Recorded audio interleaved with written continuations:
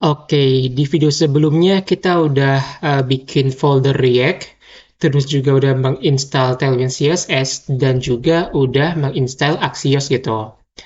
Nah, di video kali ini kita akan belajar cara membuat routing gitu menggunakan React Router DOM. Buat kalian yang belum tahu apa itu routing gitu ya, atau route gitu ya. Nah, nggak apa-apa, kita bisa baca dokumentasinya dari si React Router DOM ini gitu. Gimana caranya? Caranya gini.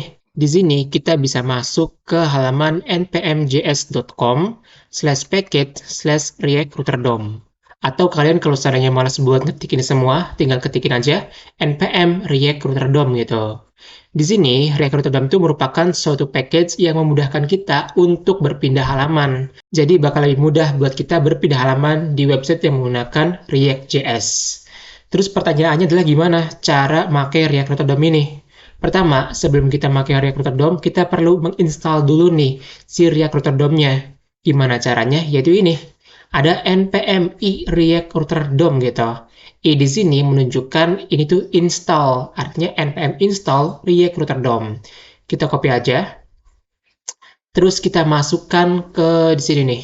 Oke, npm i React Router DOM. Kita tekan enter dan tunggu proses instalasinya sampai dengan selesai. Setelah selesai, mungkin kita bisa cek dulu deh di package.json ini, yaitu modul yang telah kita download gitu.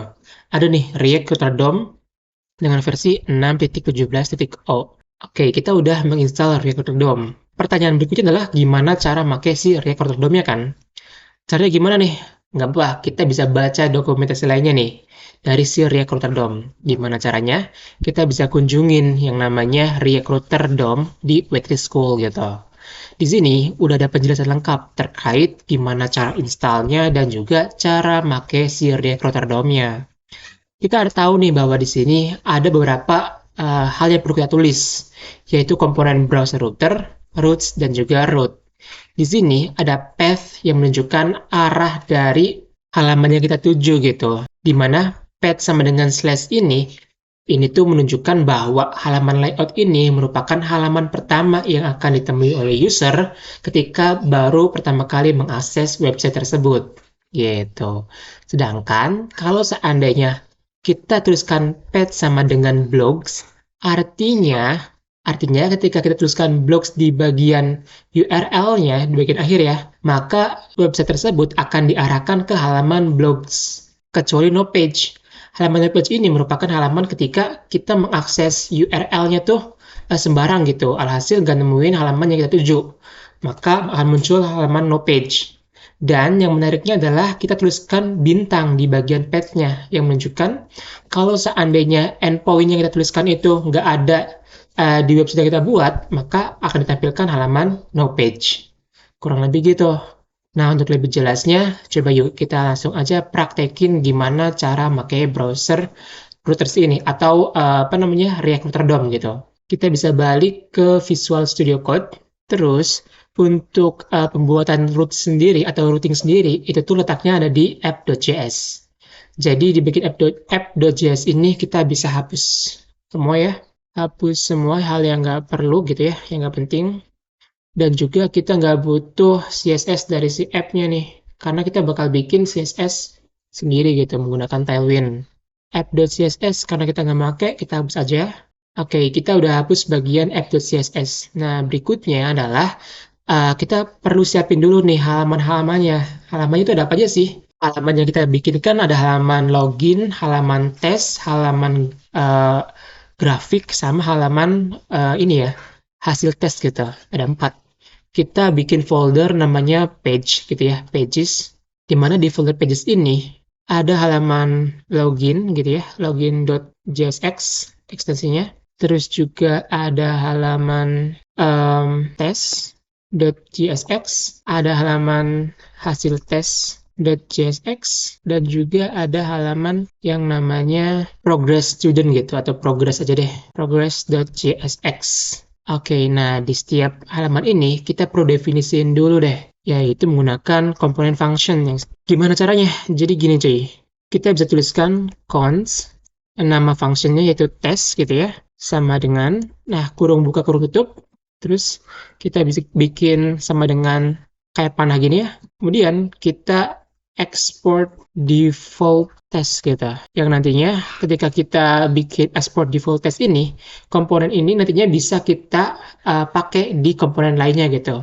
Oke, kemudian kita return nilai dari function ini, yaitu A1 sama dengan ini adalah halaman tes gitu. Oke, kita udah bikin halaman tes sederhana yang berisikan ini adalah halaman tes.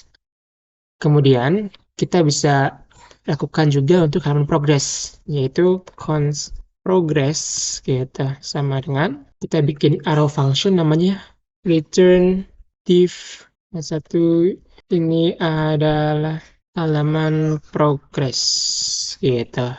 Kemudian kita export komponen ini supaya bisa dipakai di komponen lainnya.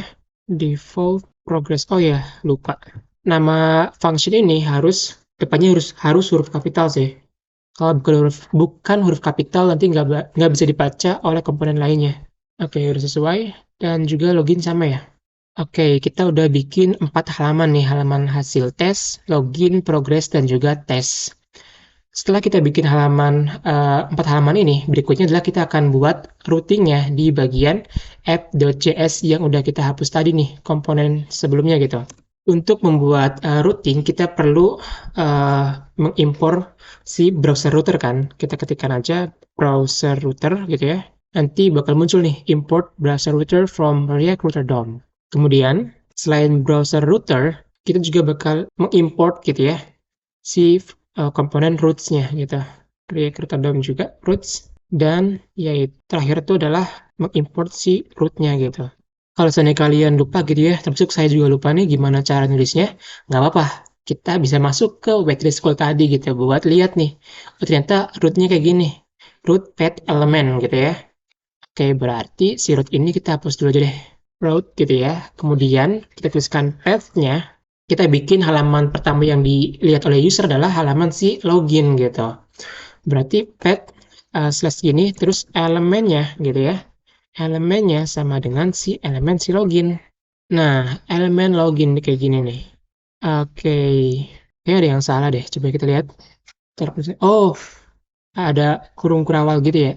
Oke guys. Nah, udah jadi nih. Pet login gitu ya. Pet login, terus kita copyin aja. Kita bikin pet untuk di halaman apa aja ya? Oh, tes. Halaman tes. Maka di sini kita ganti menjadi tes gitu.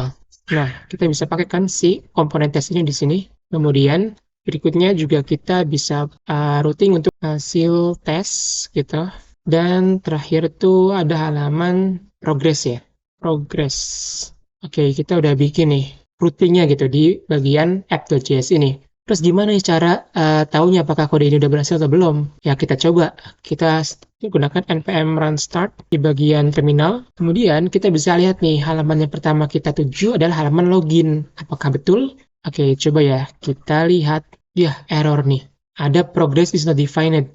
Kenapa ya? Coba ya. Di bagian app.js, progress is not defined. Oh, belum diimport progressnya, sorry. Nah, import progress from ./pages/progress. Oke, udah diimport. So, here we go. Ya, halaman yang pertama kita tuju adalah halaman si login nih. Ini halaman login.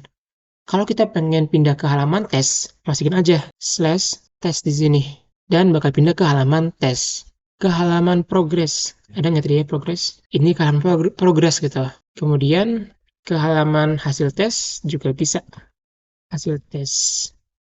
Ini adalah halaman hasil tes. Oke, berarti kita udah berhasil bikin routing di halaman app.js.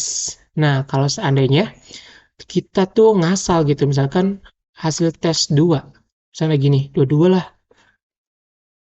Nah, dia bukan error kan? Nah, supaya errornya nggak benar-benar ngeblank kayak gini, kita bikin halaman not found kali ya, supaya lebih enak.